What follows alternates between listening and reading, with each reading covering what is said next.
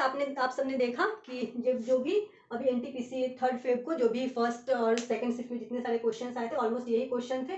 कुछ क्वेश्चन ये मैंने 36 क्वेश्चन करवाया है और इसमें वैसे भी थे जो दोनों शिफ्ट में एक ही पॉइंट से 2-3 क्वेश्चन आ गए थे, इसलिए मैंने इतना क्वेश्चन आपको करवा दिया है। और अगर आप लोग को रिविजन करने में कुछ प्रॉब्लम हो रहा है या आपको लग रहा है कि बहुत टाइम टेकन है, तो आप उसमें यूट्यूब पे तो आता है स्पीड बढ़ाने घटाने वाला कुछ भी, तो आप वैसे उसका टाइमिंग बढ़ा करके भी देख सकते हैं। Hello good evening. अभी हम आप लोगों के लिए लेकर आए हैं 3 फरवरी का जो एनटीपीसी के दोनों शिफ्ट में जितने सारे क्वेश्चंस आए हैं, जो मेरे पास इतने सारे क्वेश्चन हैं और कुछ क्वेश्चन वैसे थे जो एक क्वेश्चन से दो आंसर निकल सकते थे, वैसे रिपीटेड टाइप के क्वेश्चन दिए गए थे। अभी हम लोग क्या करेंगे, सारे क्वेश्चंस मैंने इस पे लिख दिया है और इसके जितने भी इससे रिलेटेड जितने भी और डिटेल्स होंगे मैं उसको दूंगी यहाँ पे, क्योंकि अभी हम लोग देख रहे हैं जो एनटीपीसी एग्जाम में जो पहले वाले जो क्वेश्चन है वो भी रिपीट कर रहे हैं, तो उससे जितने सारे भी फैक्ट निकल रहे होंगे वो सारे फैक्ट हम लोग देखेंगे। तो चलिए शुरू करते हैं। पहला क्वेश्चन है यहाँ पे कि गोवा के सीएम कौन है। तो गोवा के सीएम आपका आंसर हो जाएगा प्रमोद सावंत जी। गोवा के सीएम है प्रमोद सावंत। और आप लोग जो भी एग्जामिनेशन जिनका नहीं हुआ है अभी, तो वो एक बार सीएम और गवर्नर का जरूर से देख लें, क्योंकि हम लोग देख रहे हैं कि बहुत सारे जितने सारे एग्जाम्स हुए उसमें इस टाइप के क्वेश्चंस आ रहे हैं। चलिए दूसरा क्वेश्चन देखते हैं, आरबीआई के फर्स्ट गवर्नर। तो ये मुझे क्लियर नहीं हुआ कि आरबीआई के फर्स्ट गवर्नर किस सेंस में बोला गया है। तो अभी आरबीआई से रिलेटेड जितने सारे फैक्ट्स हैं जो एग्जामिनेशन पॉइंट ऑफ व्यू से इंपॉर्टेंट है, उन सारे फैक्ट्स को देखते हैं। तो चलिए देखते हैं आरबीआई। तो ये फाउंड कब हुआ, ये आरबीआई की स्थापना हुई कब, तो ये हुआ था 1 अप्रैल 1935 को और ये स्थापना हुआ था। और इसका राष्ट्रीयकरण, ये सारे इंपॉर्टेंट क्वेश्चन है, आप लोग प्लीज नोट डाउन करते जाइए। राष्ट्रीयकरण नेशनलाइज कब हुआ था, तो नेशनलाइज हुआ था 1 जनवरी 1949 को। अब हम लोग देखते हैं गवर्नर से रिलेटेड क्वेश्चन आया हुआ था। तो स्थापना के समय इसके गवर्नर थे स्मिथ, ये हमारे फर्स्ट गवर्नर थे। हम लोग फर्स्ट सेकंड और थर्ड तीनों गवर्नर देख लेते हैं, क्योंकि एग्जामिनेशन में कभी कभी सेकंड भी पूछ लिया जाता है और थर्ड जो है तो वो भी इंपॉर्टेंट है, क्योंकि थर्ड जो गवर्नर थे वो भारतीय गवर्नर थे, इस वजह से ये भी इंपॉर्टेंट हो जाता है। तो फर्स्ट गवर्नर स्मिथ हो जाएंगे, सेकंड हो जाएंगे टेलर, एडवर्ड टेलर, आप ऐसे टेलर भी याद रख सकते हैं। और जो थर्ड गवर्नर थे जो कि शायद एग्जाम में आया हुआ था यही, क्योंकि ऑप्शन स्मिथ नहीं था उसमें, सीडी देशमुख। तो अगर आपसे ये क्वेश्चन भी अगर आए आपके एग्जाम में, अगर ये क्वेश्चन भी किया जा रहा है कि आरबीआई के फर्स्ट भारतीय गवर्नर कौन थे, तो आपका ये आंसर हो जाएगा सीडी देशमुख। आप लोग प्लीज इसे अच्छे से नोट कर लीजिए, क्योंकि ये सारे एग्जाम ऐसे क्वेश्चन है ये सारे जो कि जितने भी हम लोगों के एग्जाम्स होते हैं उसमें रिपीट होते रहते हैं। तो चलिए मैं इसके लिए आपको एक ट्रिक भी बता देती हूँ कि कैसे आप इस ट्रिक से ये तीनों का तीनों आप नाम याद रख सकते हैं। तो फर्स्ट हम देख लेते हैं स्मिथ, सेकंड टेलर और थर्ड सीडी देशमुख। तो इसके लिए हम लोग एक शॉर्टकट भी यहाँ पे देख सकते हैं, STD। तो आप STD से याद रख सकते हैं कि आरबीआई के 3 नंबर तक कौन कौन से गवर्नर रह चुके हैं। ये जो आपको जो मैंने शॉर्ट ट्रिक दिया है ये आपको याद करने में यूजफुल होगा। चलिए क्वेश्चन नंबर 3 देखते हैं। यहाँ पे 3rd नंबर में क्वेश्चन आया था कि इंडिया और पाकिस्तान का जो अंतरराष्ट्रीय सीमा है उसे किस नाम से जाना जाता है। तो चलिए इसका आंसर हो जाएगा red Cliff line. Red Cliff line हो जाएगा इसका आंसर 3rd नंबर का। अब हम लोग देखते हैं कि ये क्वेश्चन नंबर 4, EIC के फाउंडर कौन थे, ईस्ट इंडिया एसोसिएशन। अब हम लोग क्वेश्चन नंबर 4 देखते हैं, EIC के फाउंडर कौन थे। तो EIC के फाउंडर आपका इसका आंसर हो जाएगा दादा भाई नौरोजी। दादा भाई नौरोजी। चलिए अब क्वेश्चन नंबर 5 देखते हैं, बंगाल गजट। बंगाल गजट से भी क्वेश्चन आया था, जो कि हम लोग बंगाल गजट के बारे में जितने भी सारे इंपॉर्टेंट पॉइंट है वो सारे हम लोग देख लेते हैं। बंगाल गजट क्या था, बंगाल गजट भारत में प्रकाशित होने वाला पहला न्यूज़पेपर था और ये न्यूज़पेपर 1780 में प्रकाशित किया गया था भारत में। ये एक इंग्लिश लैंग्वेज पेपर था और ये आता था मंथली पेपर था, ये साप्ताहिक रूप में ये पेपर आता था। और इसके जो प्रकाशित करवाने वाले जो प्रकाशक थे वो थे ए हिक्की। तो यही इसमें पूछ रहा था कि बंगाल गजट के संस्थापक कौन थे, तो आपका ये ए हिक्की आपके आंसर हो जाएंगे। अब देखते हैं क्वेश्चन नंबर 6, सबसे ज्यादा ग्रेफाइट। यह सब क्वेश्चन में आया हुआ था कि सबसे ज्यादा ग्रेफाइट इंडिया में कौन से स्टेट में पाए जाते हैं। तो इसका आंसर हो जाएगा सबसे ज्यादा ग्रेफाइट इंडिया में आंध्र प्रदेश में, आंध्र प्रदेश में सबसे ज्यादा ग्रेफाइट पाया जाता है, जो कि इसका जो आपका ये बोल सकते हैं जैसे आप क्या, जैसे ये सब आंध्र प्रदेश में सबसे ज्यादा ग्रेफाइट का जो भंडारण होता है वो सबसे ज्यादा आंध्र प्रदेश में होता है, जो कि कुल 35%, कुल का 35% आंध्रा में है। चलिए अब हम लोग देखते हैं ई सिगरेट से रिलेटेड क्वेश्चन आया हुआ था कि ई सिगरेट को बैन कौन सा स्टेट किया है, इस टाइप का क्वेश्चन था। तो हम लोग देख लेते हैं पहले कि ई सिगरेट को सबसे पहले किस राज्य ने बैन किया और रिसेंटली किस राज्य ने बैन किया है। तो ये क्वेश्चन क्लियर नहीं हो पाया था कि ये क्वेश्चन में क्या आ रहा था, लेकिन ऐसा था कि ई सिगरेट बैन से रिलेटेड कुछ क्वेश्चन था। तो आप ये सारे तीनों फैक्ट देख लीजिए। तो सबसे पहले 2014 में अगर ये पूछा जाए कि हमारे मतलब इंडिया में कौन सा वैसा राज्य है जिसमें ई सिगरेट को सबसे पहली बार बैन किया गया था, तो ये आपका आंसर हो जाएगा पंजाब। और फिर रिसेंटली अगर होगा कि हाँ रिसेंटली कौन सा स्टेट वैसा है जिसने ई सिगरेट को बैन करा है, तो ये हो जाएगा आपका महाराष्ट्र एंड राजस्थान। ये भी आप नोट डाउन कर सकते हैं। अब देखते हैं, अब ये क्वेश्चन आया हुआ था पूर्वोत्तर भारत की मीठे पानी की झील, पूर्वोत्तर भारत की मीठे पानी की झील कौन सी है।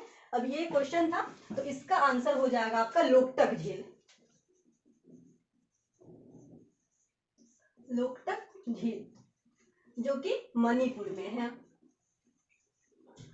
तो आप ये देख रहे हैं कि जितने सारे क्वेश्चन आए हैं इससे रिलेटेड फैक्ट्स भी आप लोग प्रिपेयर होते जाइएगा, क्योंकि हम लोग देख रहे हैं एग्जाम में कि क्या हो रहा है कि जैसे कुछ क्वेश्चन तो वैसे हैं जो रिपीटेड हैं और कुछ कुछ वैसे भी टॉपिक है जिस टॉपिक से एक टॉपिक से ही दो दो तीन तीन क्वेश्चन बन के एक ही सेट में या फिर अदर सेट में करके वैसे ही आ रहे हैं। तो इसलिए मैं जितना सारा इसमें बता रही हूँ आप लोग नोट डाउन करते जाइएगा, और नहीं तो फिर अच्छे से यहाँ पे देखिए और सारे फैक्ट को याद करते जाइए। चलिए ये हो गया। अब हम लोग देखते हैं क्वेश्चन नंबर 9, पीएम किसान सम्मान निधि योजना। तो पहले तो ये हम लोग देख लें, इससे रिलेटेड जितने भी क्वेश्चन बन सकते हैं जो हमारे एग्जामिनेशन पॉइंट ऑफ व्यू से इंपॉर्टेंट होंगे वो सारे देख लेते हैं। तो पीएम किसान सम्मान निधि योजना की शुरुआत कब से हुई थी, तो ये 1 दिसंबर 2018 से इसकी शुरुआत करी गई थी। और पीएम किसान सम्मान निधि योजना में जैसे जिस किसान के पास कम भूमि है, जैसे इसमें मेंशन किया गया था कि 2 हेक्टेयर से कम जिस किसान के पास भूमि है उस किसान को किसान सम्मान निधि योजना का लाभ मिलेगा। और इसमें पर ईयर एक साल में 6,000 रुपए देने की बात की गई है। और ये जो 6,000 है ये 3 इंस्टॉलमेंट में मिलेगा, 2-2 हजार करके। तो ये इसी टाइप का क्वेश्चन था कि हाँ कितने रुपए दिए जाते हैं किसान पीएम किसान सम्मान निधि योजना में, तो आपका ये 6,000 आंसर हो जाएगा। चलिए अब फिर देखते हैं नेक्स्ट क्वेश्चन नंबर 10, कोशिका की सबसे बाहरी आवरण जो सुरक्षा प्रदान करती है क्या कहलाती है, तो इसका हो जाएगा कोशिकांग, इसका आपका सही आंसर हो जाएगा। फिर देखते हैं क्वेश्चन नंबर 11, आईसीसी के डिकेड अवार्ड 2020 किसको दिया गया है, तो ये हो जाएंगे आपका राइट आंसर हो जाएगा विराट कोहली। अब क्वेश्चन नंबर हम लोग देखते हैं 13, वैज्ञानिक कंप्यूटर लैंग्वेज, उसमें कुछ ऑप्शंस दिए गए थे जिसमें से आपको चूज करना था, तो इसका फॉर्टेन ये आपका आंसर हो जाएगा इसका। हाँ तो ये 12 मैंने मिस कर दिया, यहाँ पे अभी 12 का आंसर देख लेते हैं। यहाँ पे क्या क्वेश्चन दिया हुआ था, 300 मीटर का स्टील केबल ब्रिज जो सियांग नदी पे बनाया गया है ये कौन से स्टेट में है, तो इसका आंसर हो जाएगा आंध्र प्रदेश। आंध्र प्रदेश में ये स्टील केबल ब्रिज बनाया गया है जो कि सियांग नदी पे है। अब देखते हैं क्वेश्चन नंबर 14, आईएनसी के चरमपंथी नेता मतलब इंडियन नेशनल कांग्रेस के चरमपंथी के नेता कौन थे, तो ऑप्शन के अकॉर्डिंग था उसमें, तो वो ये हो जाएंगे बीजी तिलक, इट मींस बाल गंगाधर तिलक। अब देखते हैं question number 15, right to equality, इसमें ऑप्शन दिए हुए थे कि किसमें राइट टू इक्वलिटी मतलब समानता का अधिकार कौन से आर्टिकल में दिया गया है, और ये सारे आपके ऑप्शंस थे 14, 20, 21, 30। तो आपका आंसर हो जाएगा ये आर्टिकल 14, राइट टू इक्वलिटी समानता का अधिकार है वो आर्टिकल 14 से 18 में दिया गया है। तो ये चीज भी याद रख सकते हैं जो कि बहुत यूजफुल होने वाला है। चलिए अब देखते हैं क्वेश्चन नंबर 16, फर्स्ट भारतीय महिला 6 टाइम बॉक्सिंग चैंपियन कौन सी वैसी महिला है जो 6 टाइम बॉक्सिंग चैंपियन बनी है, तो इसका आंसर हो जाएगा मैरी कॉम। मैरी कॉम जी है जो 6 टाइम बॉक्सिंग चैंपियनशिप जीती हैं ये, और ये मणिपुर से बिलोंग करती हैं। ये भी एक कभी कभी इस टाइप से भी क्वेश्चन पूछ देता है कि किसी भी जो उस टाइम चर्चा में जो भी प्लेयर या जो भी कोई लोग रहते हैं तो वो कहाँ से बिलोंग करते हैं। तो आप देख लीजिए कि मैरी कॉम मणिपुर से बिलोंग करती हैं। अब देखिए क्वेश्चन नंबर 17। अब हम लोग देखते हैं क्वेश्चन नंबर 17। इसमें क्या पूछ रहा है, रविन्द्रनाथ टैगोर अवार्ड 2020 में किसे 2020 का रविन्द्रनाथ टैगोर अवार्ड किसे दिया गया है। तो ये दिया गया है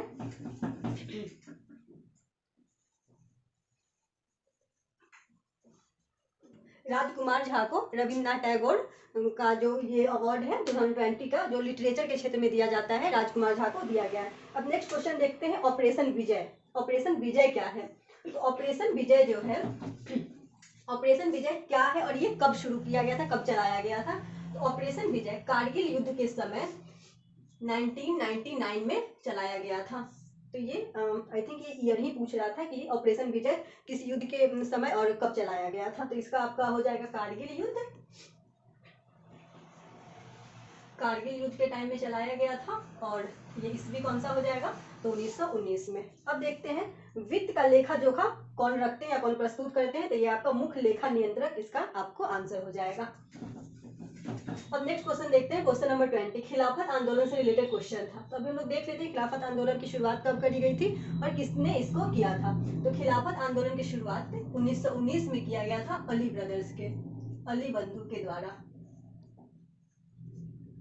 अली बंधु के द्वारा खिलाफत आंदोलन की शुरुआत करी गई थी। अब देखते हैं तृतीय बौद्ध संगीति से क्वेश्चन आया था। तृतीय बौद्ध संगीति से क्वेश्चन था। तो ये बौद्ध धर्म से ये जो संगीति है इससे रिलेटेड ये हर शिफ्ट में हम लोग देख ही रहे हैं कि बहुत सारे क्वेश्चंस आ रहे हैं। तो अभी हम लोग क्या करेंगे कि ये बौद्ध संगीत 4 बौद्ध संगीतियां हुई थी, तो हम लोग चारों देख लेते हैं कौन से किस जगह पे हुई थी और फिर किसके शासन काल में हुआ और उसके संस्था अध्यक्ष कौन थे, ये सारे हम लोग अभी देख लेते हैं। तो फर्स्ट का देखते हैं, पहली बौद्ध संगीति कब हुई थी। तो 483 में हुई थी, और ये आपका स्थान देख लेते हैं पहले, राजगिरी। ये बहुत ही इंपॉर्टेंट है, आप लोग इसे नोट डाउन करते चलिए। फर्स्ट हो गया 483 राजगिरी, और इसके थे अध्यक्ष इस टाइम में थे महाकश्यप। महाकश्यप थे, और इस टाइम में शासक कौन थे, तो शासक थे आजाद शत्रु।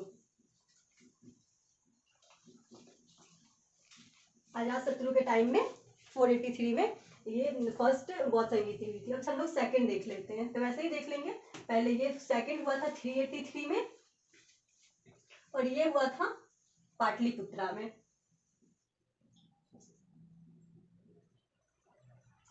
पाटलिपुत्रा में हुआ था, और इस टाइम में कौन से शासक कौन थे, तो कालाशोक। कालाशोक के टाइम में ये हुआ था। अब हम लोग थर्ड देख लेते हैं, तो थर्ड हुआ था 255 में, जो कि वैशाली में हुआ था, जो कि आपका यही क्वेश्चन है, वैशाली में हुआ था, और इस टाइम अशोक का शासन था।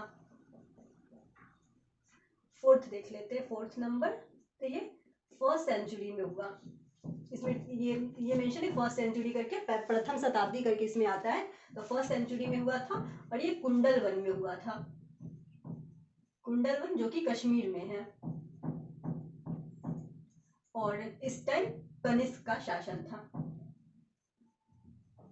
तो ये हम लोग देख लिए बौद्ध संगीतिया से जितने सारे इंपॉर्टेंट फैक्ट्स जो भी हो रहे थे, ये सारे हम लोग देख लिए हैं। अब चलिए अब नेक्स्ट क्वेश्चन देखते हैं।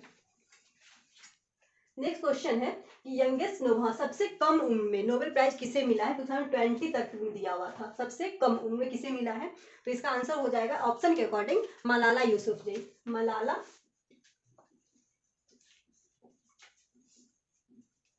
मलाला यूसुफजई है, जो कि इन्हें 17 साल की उम्र में 17 साल की उम्र में यह अवार्ड दिया गया था 2014 में। 2014 में 17 साल की उम्र में इन्हें अवार्ड दिया गया था, और ये पाकिस्तान से बिलोंग करती हैं, और इन्हें शांति के क्षेत्र में शांति के क्षेत्र में नोबेल प्राइज मतलब नोबेल पीस प्राइज दिया गया था। और इसी टाइम 2014 में ही अगर इंडिया से अगर क्वेश्चन अगर नेक्स्ट शिफ्ट में कहीं आए तो आप ये भी देख लीजिए, कैलाश सत्यार्थी जी को मिला था। कैलाश सत्यार्थी जो कि इंडिया से बिलोंग करते हैं, इंडियन। ये भी इंपॉर्टेंट क्वेश्चन है। अब देखिए ये हो गया क्वेश्चन नंबर 23। देखते हैं असहयोग आंदोलन को वापस कब लिया गया था। और असहयोग आंदोलन ऐसा क्वेश्चन था उसमें कि असहयोग आंदोलन को गांधी जी ने कब वापस लिया। तो असहयोग आंदोलन को गांधी जी ने चौड़ा चौड़ी कांड हुआ था,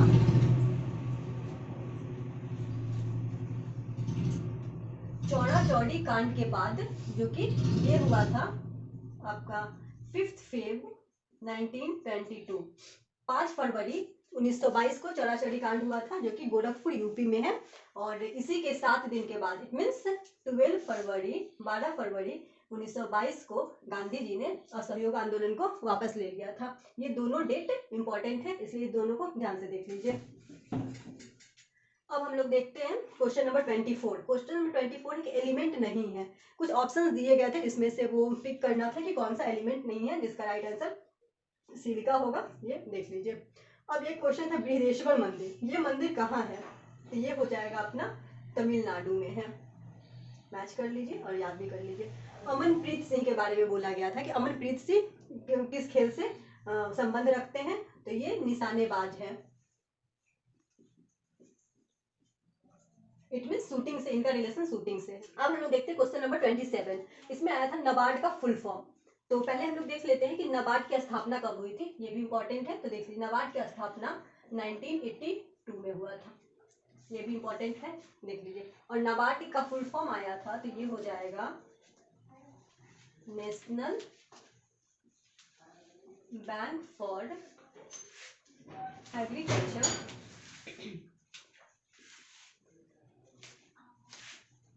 national bank for agriculture and rural development.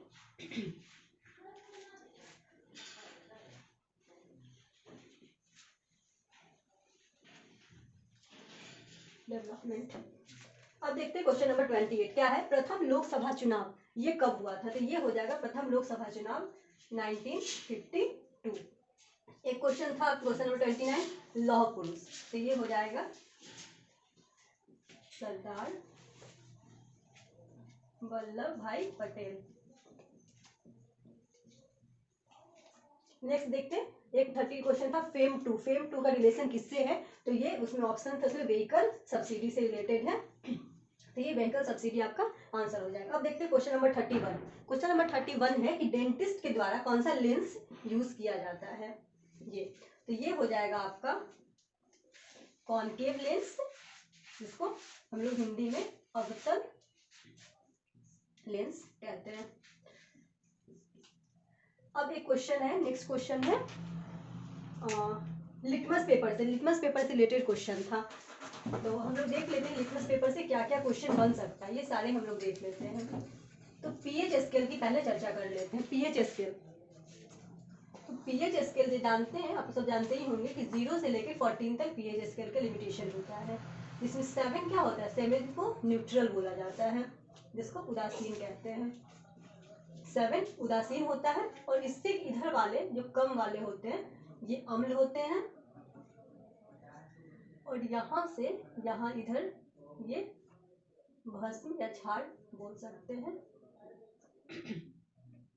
Sorry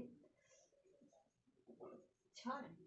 अब ये क्वेश्चन में था कि शायद ये देखते हैं ब्लू से रेड, और इसमें लिमिटेशन बताना था कि ब्लू से रेड कौन सा इसमें से किस नंबर में आने के बाद, जैसे वैसे था कि 7 से कम या फिर 7 से ज्यादा।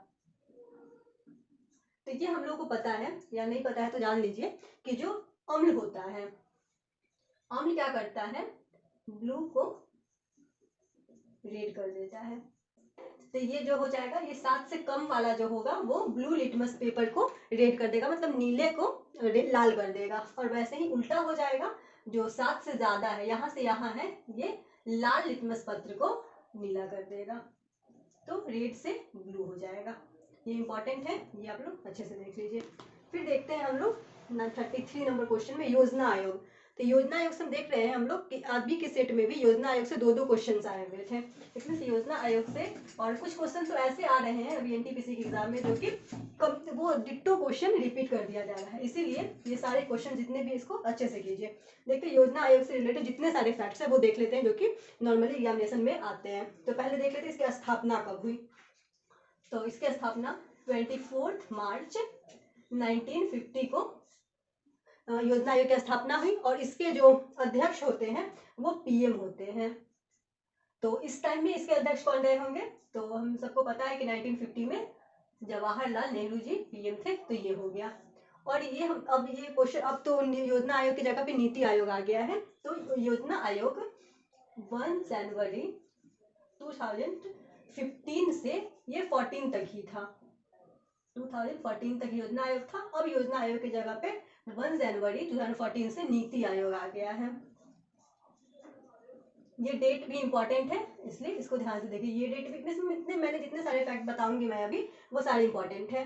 तो नीति आयोग की स्थापना या उसका बस नेम चेंज कर दिया गया था, योजना आयोग की जगह पे नीति आयोग ले आया गया था। इसमें भी सेम क्राइटेरिया फुलफिल होंगे।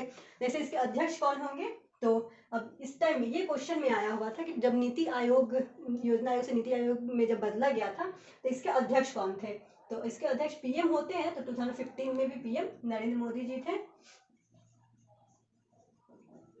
नरेंद्र मोदी। और अभी प्रेजेंट टाइम का भी हम लोग देख लेते हैं कि प्रेजेंट टाइम में योजना आयोग के अध्यक्ष, उपाध्यक्ष, सीईओ कौन है, ये तीनों फैक्ट देख लेते हैं। तो प्रेजेंट टाइम में अध्यक्ष तो सेम ही हो जाएंगे, अध्यक्ष के लिए तो यही है सेम नरेंद्र मोदी जी। और उपाध्यक्ष देख लेते हैं, तो उपाध्यक्ष हो जाएंगे राजीव कुमार, राजीव कुमार। और सीईओ है अमिताभ कांत। ये सारे नेम बहुत इंपॉर्टेंट है इसलिए आप लोग अच्छे से देख लीजिए। सॉरी। अब देखिए आपको देखते हैं क्वेश्चन नंबर 34। इसमें क्वेश्चन में आया हुआ था कि क्षेत्रफल की दृष्टि से विश्व में कौन सा देश 6ठे नंबर पे है। तो कम से कम 1 से लेकर 10 तक, टॉप 10 जो एरिया वाइज है वो तो कम से कम हम लोग को याद होना ही चाहिए। तो अभी हम क्या करेंगे कि अभी 1 से 10 तक जितने भी हैं एरिया वाइज वो सारे कंट्री देख लेते हैं। 1 2 देखिए फर्स्ट में हो जाएगा आपका रूस, सेकंड हो जाएगा कनाडा, थर्ड हो जाएगा चीन, फोर्थ है यूएसए जो अमेरिका, और फिफ्थ नंबर पे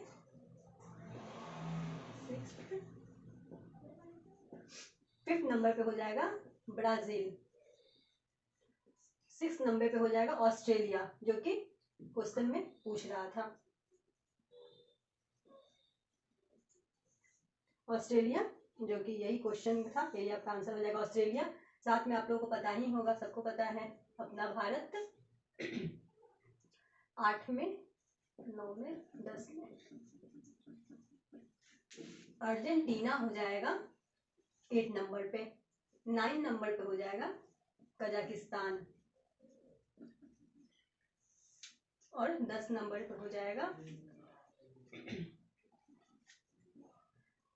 अल्जीरिया। तो ये जितने सारे हैं टॉप 10 कंट्री हैं जो कि एरिया वाइज ये सारे, ये इसका भी पूछते रहता है, कभी कभी ऑप्शंस दे देते हैं कुछ और इसको असेंडिंग डिसेंडिंग ऑर्डर में भी आपको वो मैच करने के लिए बोलेंगे, या कभी कभी पूछ देगा कि 8 नंबर पे कौन है, 7 नंबर पे कौन है। इस टाइप के क्वेश्चन तो हमेशा देखते ही होंगे, इसलिए 1 to 10 कर लेंगे तो इसमें जितने कवर वो ऑलमोस्ट यही पूछते हैं 1 to 10, तो ये आपके जो भी क्वेश्चन होंगे वो कवर हो जाएंगे। अब देख लेते हैं क्या है। और एक क्वेश्चन था इंडिया किस में, ये सारे ग्रुप दिए हुए थे जिसमें इंडिया किस में मेंबर है। तो ये G20 था, यूएनओ था और नाटो था। फोर्थ मेरे को नहीं पता क्या दिया हुआ था ऑप्शन, लेकिन देख लेते हैं। G20 में तो इंडिया है, यूएनओ में भी इंडिया है, क्योंकि अभी आप लोग को पता होगा कि यूएनओ में 5 होते हैं परमानेंट मेंबर और 10 होते हैं टेम्पररी मेंबर। तो अभी प्रेजेंट टाइम में इंडिया भी टेम्पररी मेंबर है यूएनओ का, इसलिए ये भी आंसर सही हो जाएगा।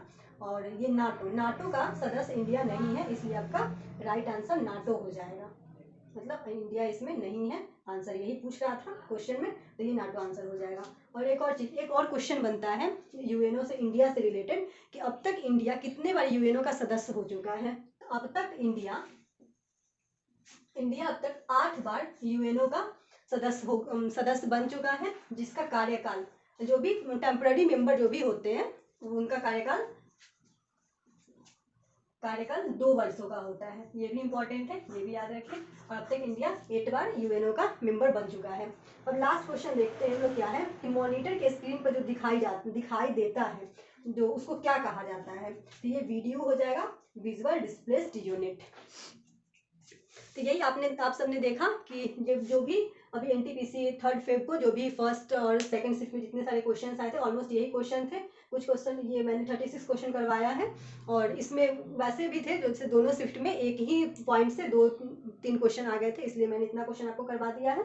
और अगर आप लोग को रिविजन करने में कुछ प्रॉब्लम हो रहा है या आपको लग रहा है कि बहुत टाइम टेकन है, तो आप उसमें यूट्यूब पे तो आता है स्पीड बढ़ाने घटाने वाला कुछ भी, तो आप वैसे उसका टाइमिंग बढ़ा करके भी देख सकते हैं।